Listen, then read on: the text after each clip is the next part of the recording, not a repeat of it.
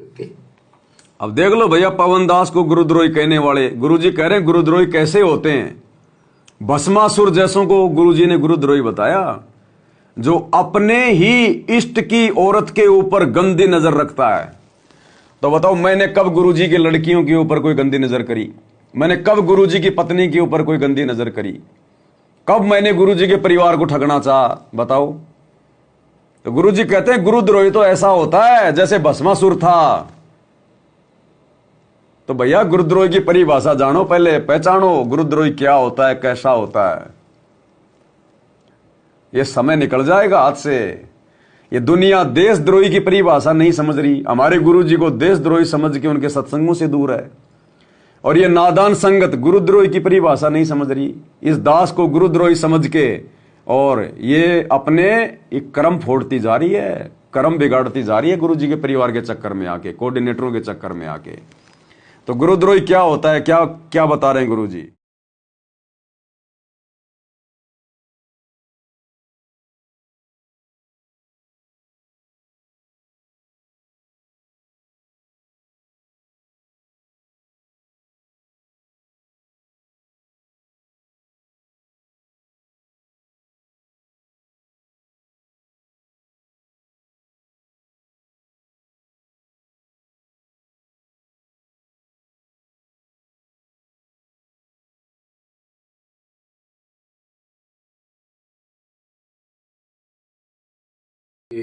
नाम नहीं बता रहे गुरुजी, कहीं सोचो पवन दास के लिए कह रहे हैं। वो तो सबको ही पता चल गया कि गुरुद्रोही का नाम आते ही मेरी तरफ संकेत होता है। तो गुरुजी कह रहे हैं 2-3 ऐसे हो गए थे, लेकिन गुरुजी ने उससे पहले गुरुद्रोही की पहचान बता दी है कि गुरुद्रोही ऐसे होते हैं, भस्मासुर जैसे। तो दास ने तो ऐसा कुछ किया ही नहीं, कभी सोचा ही नहीं। वो तो हमारी गुरु बहने हैं, गुरुजी की बेटी हमारी गुरु बहने हैं, गुरुजी की पत्नी हमारी गुरु बहन है, हमारी माँ थोड़ी हो। वो तो मूर्ख भक्तों की गुरु माता है, हमारी तो गुरु बहन है वो। तो गुरुजी कह रहे हैं 2-3 ऐसे दुष्ट हो गए थे। अब 2-3 ऐसे दुष्ट कौन है, अब वो संकेत करेंगे गुरुजी। अब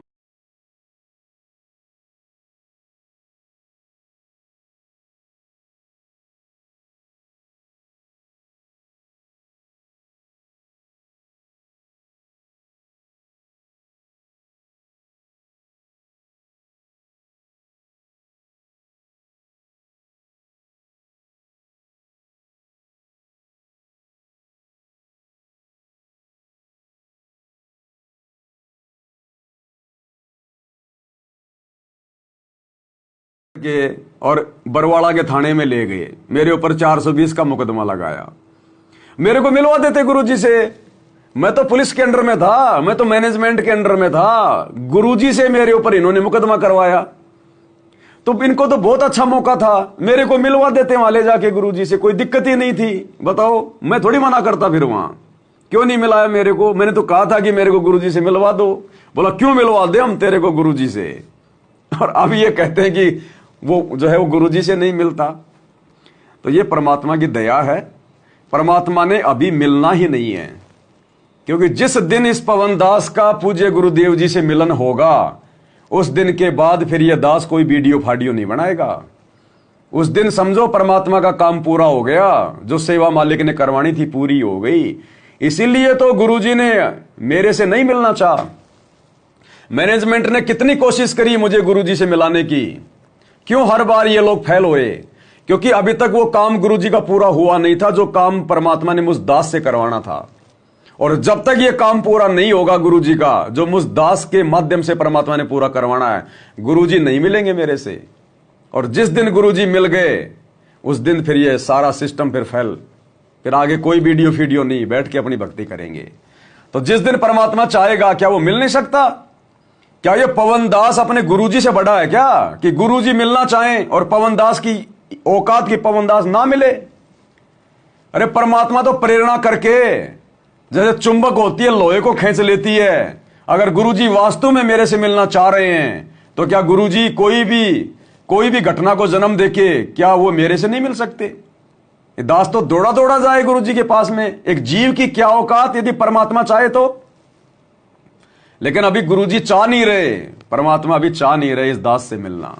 अभी काम बाकी है, जब काम पूरा हो जाएगा फिर मिलेंगे।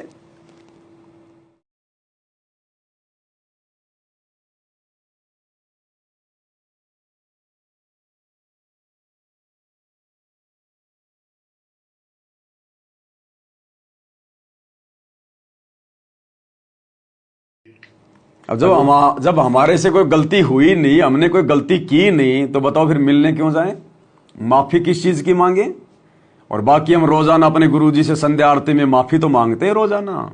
अवगुण किए घनेरे फिर भी भले बुरे हम थारे, दास को जान के निपट नादान मोहि बख्श दियो अविनाशी। मैं अपराधी जन्म का नक्सिक भरे विकार, तुम दाता दुख भंजना मेरी करो समार। ये माफी तो मांग रहे हैं अपने गुरुजी से हम रोजाना, फिर और कौन सी माफी बताओ? और हमने ऐसा कोई गलत काम किया नहीं। माफी तो गुरुजी के परिवार को मांगनी पड़ेगी आने वाले समय में। जो इन्होंने आश्रमों में हॉस्पिटल खोल दिया, माफी मांगनी पड़ेगी। धनाना गांव में बैडमिंटन का स्टेडियम बना दिया, माफी मांगनी पड़ेगी। जाटों की धर्मशाला में 1 करोड़ रुपया बर्बाद कर दिया, माफी मांगनी पड़ेगी। 2 कोड़ी के नेताओं की रैलियों में संगत को भेज के मर्यादा तोड़वा दी, माफी मांगनी पड़ेगी। जाटों के आरक्षण में संगत को बैठा दिया, मर्यादा तोड़वाई, करोड़ों रुपया चंदे में दिया, माफी मांगनी पड़ेगी। गुंडों की सीबीआई जांच का समर्थन किया, 5 लाख रुपए दिए, माफी मांगनी पड़ेगी। माफी तो गुरुजी के बेटों को, गुरुजी के भाई को, गुरुजी के परिवार को, इन कोऑर्डिनेटरों को मांगनी पड़ेगी आने वाले समय में। जब हम सत्सेवकों ने ऐसा कोई कुक्रम किया ही नहीं, तो हम क्यों माफी मांगे? कुक्रम किया दिल्ली वाले संजय ने, आरामीपना किया दिल्ली वाले संजय ने अपने गुरुजी को धोखा देके। असली गुरुद्रोही वो है दिल्ली संजय वाला, जो गुरु पद पे बैठ गया, नाम दे रहा है, दीक्षा दे रहा है, लोगों से ज्योति पाठ के पैसे ले रहा है, 56 प्रकार के भोग खा रहा है। वो है जो भक्तों को आशीर्वाद दे रहा है, बेचारों को।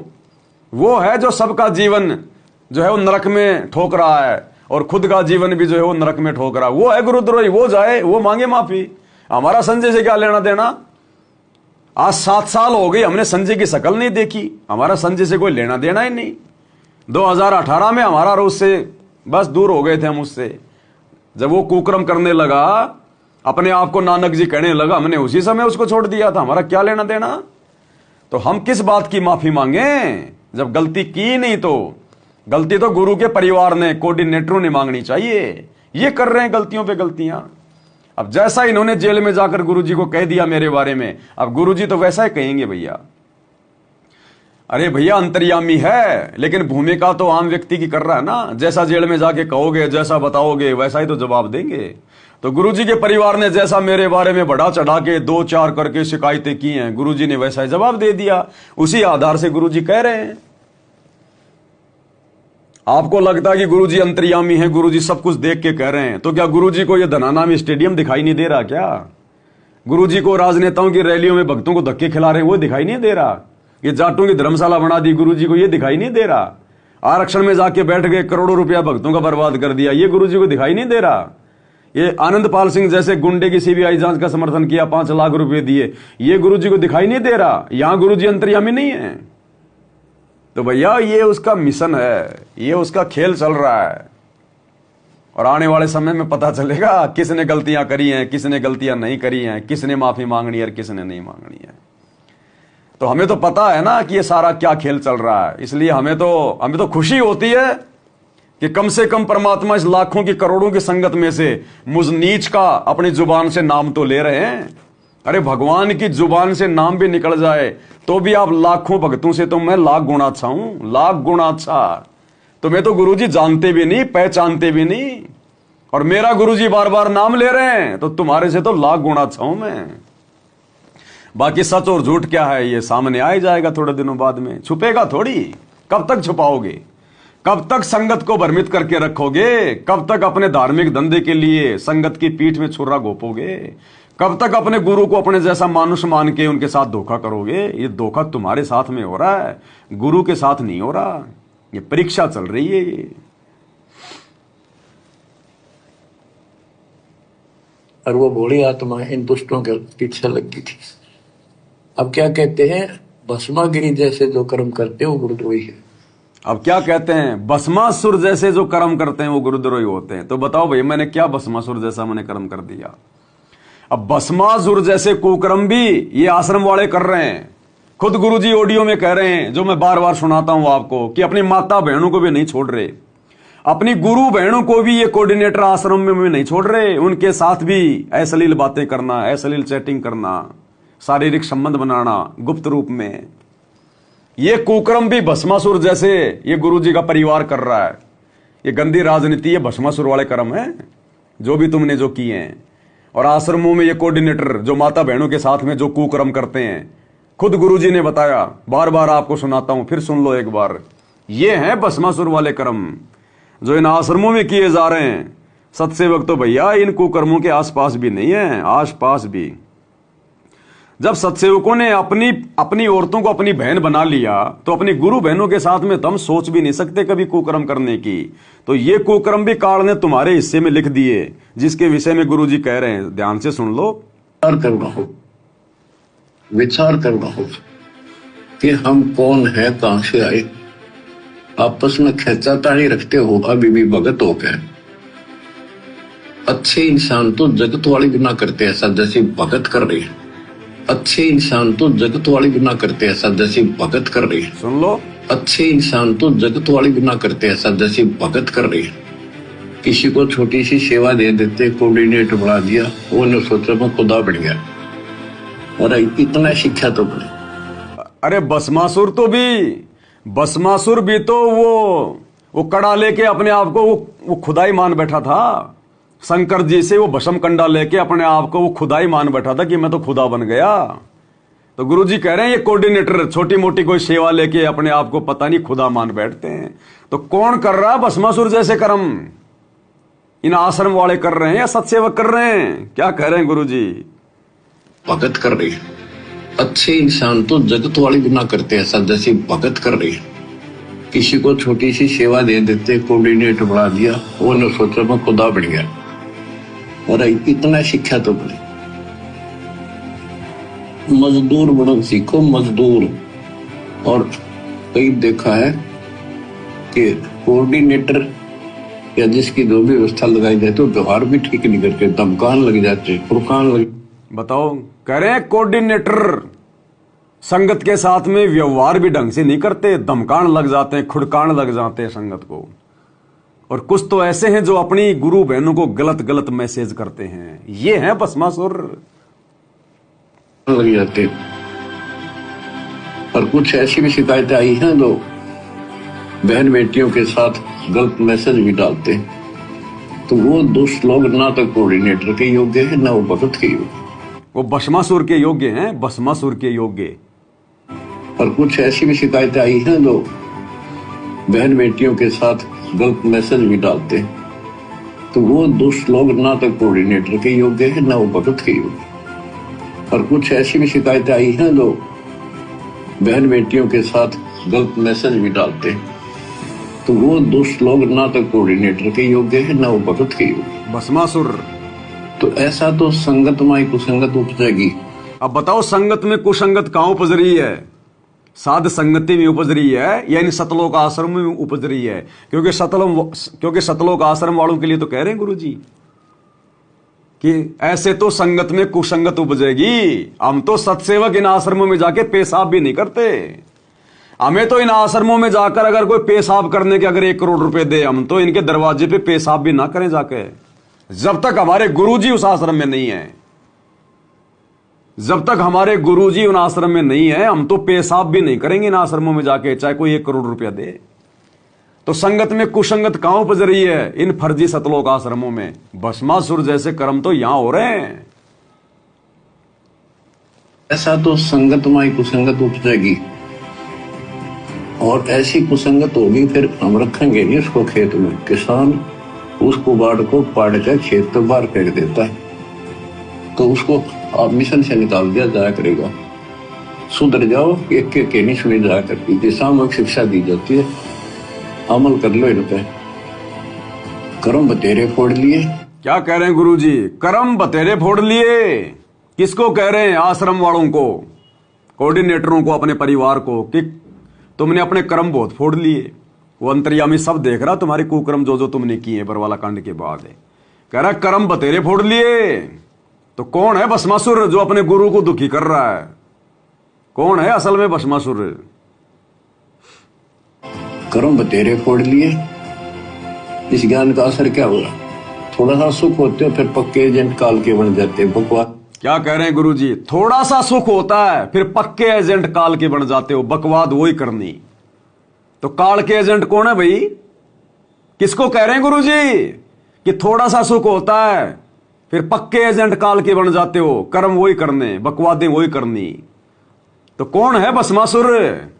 सतसेवक हैं ये पवन दास है या गुरुजी का परिवार है भस्मासुर? इन आश्रम वाले हैं भस्मासुर। देख लो तुम्हारा बाप कह रहा है भैया। होते हो फिर पक्के एजेंट काल के बन जाते हैं, बकवाद वही करनी, भगवान से दूर हो जाना। थोड़ा सा सुख होते हो फिर पक्के एजेंट काल के बन जाते हैं, बकवाद वही करनी, भगवान से दूर हो जाना। थोड़ा सा सुख होते हो फिर पक्के एजेंट काल के बन जाते हैं, बकवाद वही करनी, भगवान से दूर हो जाना। अब बताओ भैया कौन है भस्मासुर संगत में? अब गुरुजी ने क्या कसर छोड़ दी? सारे तो भस्मासुर वाले काम कर रहे हैं लोग इन आश्रमों में। तो ये हैं असल में भस्मासुर। ध्यान रखना इन बातों का भगत जियो। ये परमात्मा है, ये लीला कर रहा है। जैसा इसको जेल में बताया जाएगा वैसा ही जवाब देगा। तो गुरुजी के परिवार ने जैसा मुझ पवन दास के बारे में बताया वैसा ही गुरुजी ने जवाब दे दिया। अभी तो संगत ने देखना है भैया पवन दास कौन है, मैनेजमेंट क्या कर रहा है, क्योंकि बाहर संगत है और पवन दास है। तो संगत की भी तो परीक्षा चल रही है ना, अकेले पवन दास की परीक्षा थोड़ी है, पूरी संगत की परीक्षा है। भाई जो गुरु बचन पे डट गे, कट गे फंद 84 के, कट गे फंद 84 के, कट गे फंद 84 के।